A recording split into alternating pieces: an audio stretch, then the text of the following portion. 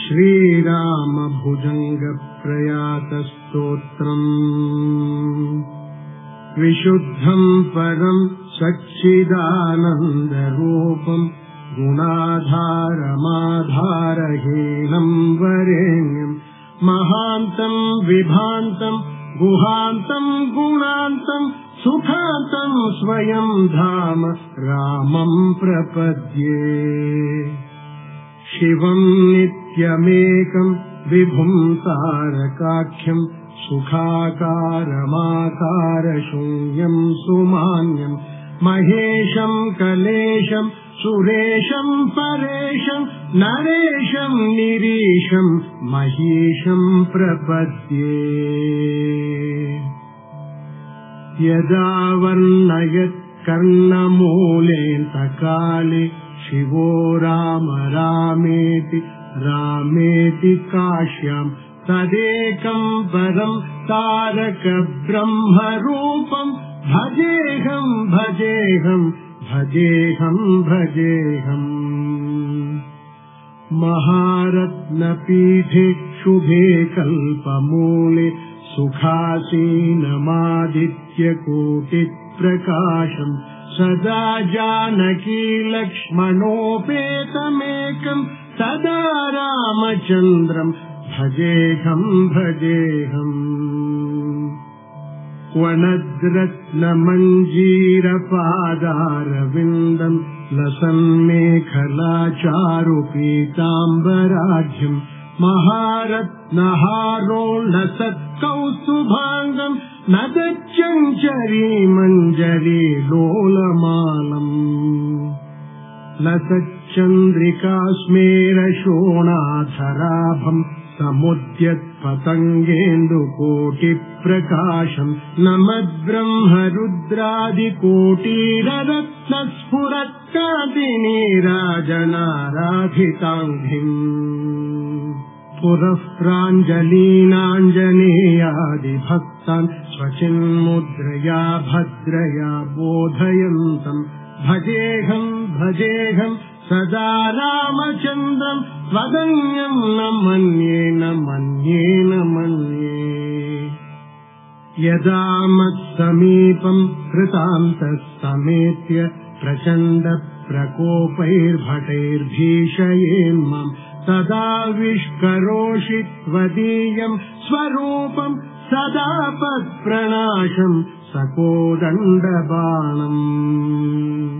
निजे मानसे मन्दिरे सन्निधेहि प्रसीद प्रसीद प्रभो रामचन्द्र ससौमित्रिणा कैकेयीनन्दनेन स्वशक्त्यानुभक्त्या च संसेव्यमाना। स्वभक्ताग्रगण्यैः कपीशैर्महीशैः अनेकैरनेकैश्च राम प्रसीद नमस्ते नमोऽस्त्वीश राम प्रसीद प्रसाधि प्रसाधि प्रकाशं प्रभो माम्। त्वमेवासि दैवं परं मे यदेकं सुचैतन्यमेतत् त्वदन्यं न मन्ये। यतो भूतमेयं वियद्वायुतेजो जलोर्व्याधिकार्यं चरं चाचरं च। नमः सच्चिदानन्दरूपाय तस्मै नमो देवदेवाय रामाय तुभ्यं। नमो जानकी जीवितेशाय तुभ्यं नमः पुण्डरीकाय ताक्षाय तुभ्यं। नमो भक्तियुक्तानुरक्ताय तुभ्यं नमः पुण्यपुञ्जैकलभ्याय तुभ्यं। नमो वेदवेद्याय चाद्याय पुंसे नमः सुन्दरायेन्दिरावल्लभाय।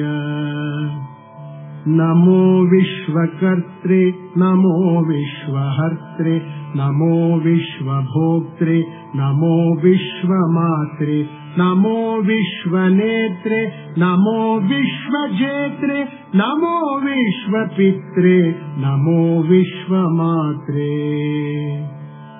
नमस्ते नमस्ते समस्त प्रपंच प्रभोग प्रयोग प्रमाण प्रवीण मदीयम् मनस्त्वत्पदद्वन्द्वसेवाम् विधातुम् प्रवृत्तम् सुचैतन्यसिद्ध्यै शिलापित्वदङ्घ्रिक्षमा सङ्गिरेणुः प्रसादाद्धिचैतन्यमाधत्त राम नरस्त्वत्पदद्वन्द्व सेवाविधानात् सुचैतन्यमेतीति किञ्चित्रमत्र पवित्रम् चरित्रम् विचित्रम् स्वदीयम् नराये स्मरन्त्यन्वहम् रामचन्द्र भवन्तम् भवान्तम् भरन्तम् भजन्तो लभन्ते कृतान्तम् न पश्यन्त्यतोऽन्ते स पुण्यः स गण्यः शरण्यो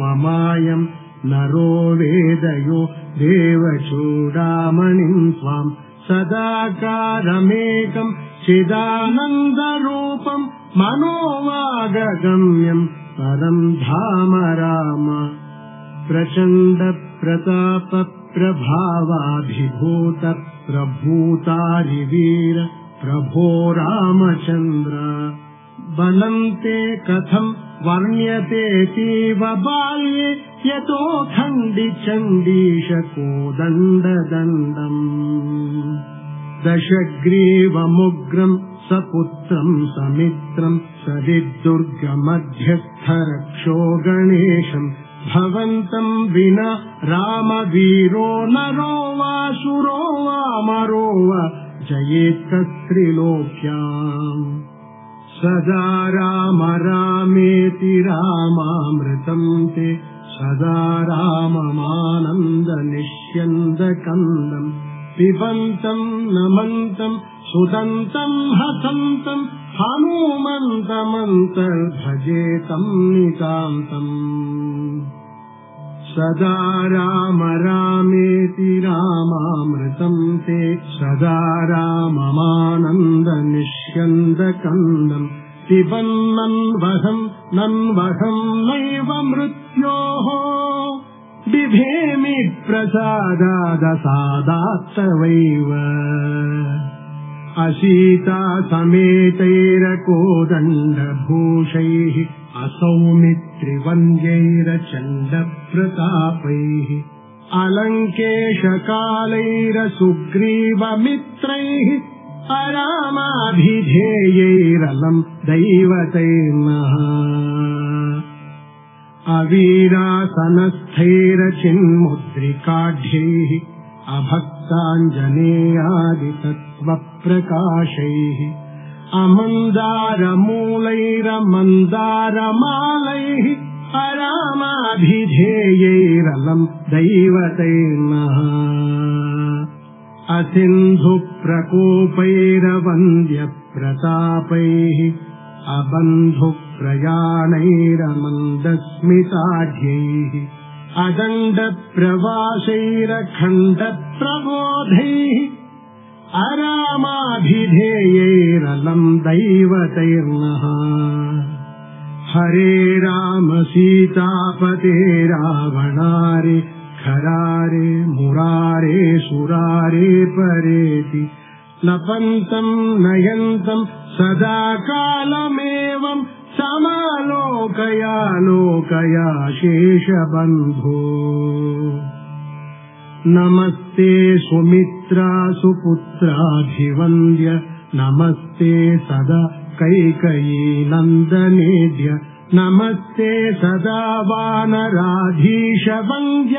नमस्ते नमस्ते सदा रामचन्द्र प्रसीद प्रसीद प्रचण्ड प्रताप प्रसीद प्रसीद प्रचण्डारिकाल प्रसीद प्रसीद प्रपन्नानुकम्पिन् प्रसीद प्रसीद प्रभो रामचन्द्र भुजङ्गप्रयातम् परम् वेदसारम् मुदा रामचन्द्रस्य भक्त्या च नित्यम् पठन् सन्ततम् चिन्तयन् स्वान्तरङ्गे स एव स्वयं रामचन्द्रः स धन्यः स एव स्वयं रामचन्द्रः स धन्यः।